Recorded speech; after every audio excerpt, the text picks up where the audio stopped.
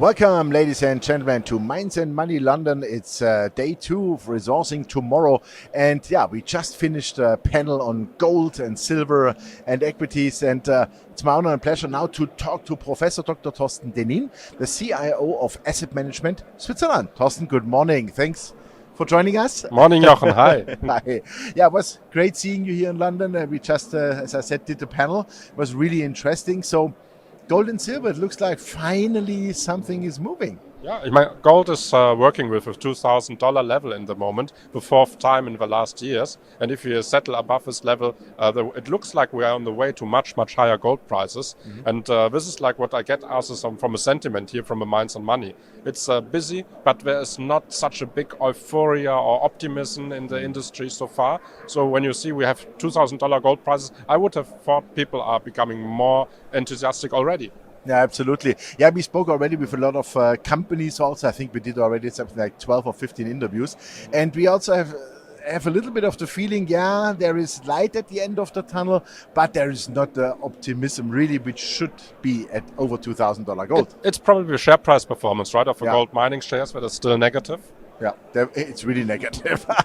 Yeah, I remember your chart. We are still at the 55-year low in the relation to the normal markets. Yeah, and it looks for a lot of stock prices really disgusting, I would say. Absolutely. Will that change soon? Yeah, I mean, we have a 2% spread, a 2% movement, and we're at an all-time high in gold. When we look inflation-adjusted all-time highs, it's 30%. But let's say we are at the all-time high in the physical gold price, and mining shares don't reflect that at all. Mining shares are on depressed levels. They are like 40 to 50% discount on the gold price when you compare the charts, and in relative terms, they have almost all the times been cheap. But as cheap as this is still like a very depressed level. And the smaller you go, the cheaper. Yeah, that's right. Absolutely. Yeah, I mean, let's say like the large producers, they are anyhow fine. They have now cost discipline, they make money, they pay dividends. Yeah. That's all good. Then if we go down to the fantastic. And an investor has a performance of minus 25% on a Newmont mine or some other blue chip gold stocks, and he looks at his tech stocks like an Amazon, Nvidia, and Meta, and has like 40 to 50% up, right? I would be depressed as well. Absolutely. Yeah, and then we look at Microsoft, for example. Of course, the share is up, but Bill Gates wants to build 300 data centers, and to each data center, they want to do a small modular reactor. And then was the question, from where does that come? How is this built? Nobody has a clue. We need metals, right? So that's the revenge of our old economy that's finally kicking in. It's the metals, it's gold and silver and for other reasons, but also some of the specialty metals. There's lots of demand in the sector. Yeah, definitely, absolutely. So the question for me is then, what is now key to invest? What are you searching for in your funds? Yeah, looking at the whole commodity universe, where like tactical plays like copper, for example, or like oil, uranium is like one of the nicest sectors on that one in terms of energy transition and the global phenomenon.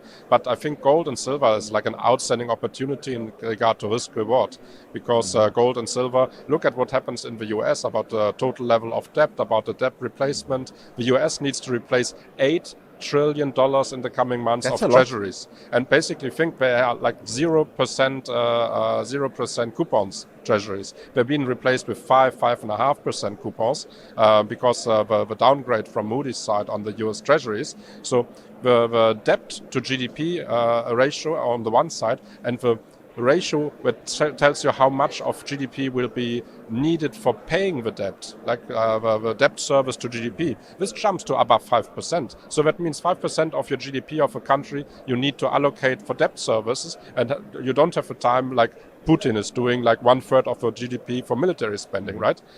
So, and looking at the US dollar and looking at US Treasury, I mean, this is a no-brainer for gold. Absolutely, no-brainer for gold. We said it many years, and you just said it. Russia is spending 30% of the GDP now into military.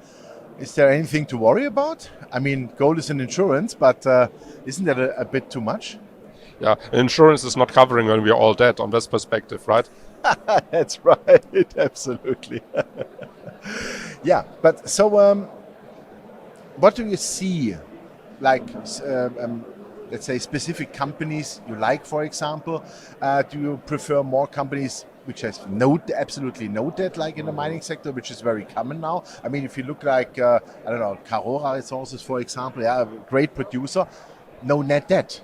Right? Crazy. Absolutely. There are lots of solid fundamentals in the sector, and following like the positive price outlook for gold and silver, when you see like gold can be as high as $2,500, $3,000 in the coming years. Silver, if it's reaching its all-time high, that needs like to quadruple or to fivefold in the next years, because silver inflation adjusted all-time high is under $20. If it follows up, it follows off hard, and this is the good news for equity investors, because when we see such a rally in gold and silver, it nearly doesn't matter. You can buy everything because everything will be following like a boom in the precious metals.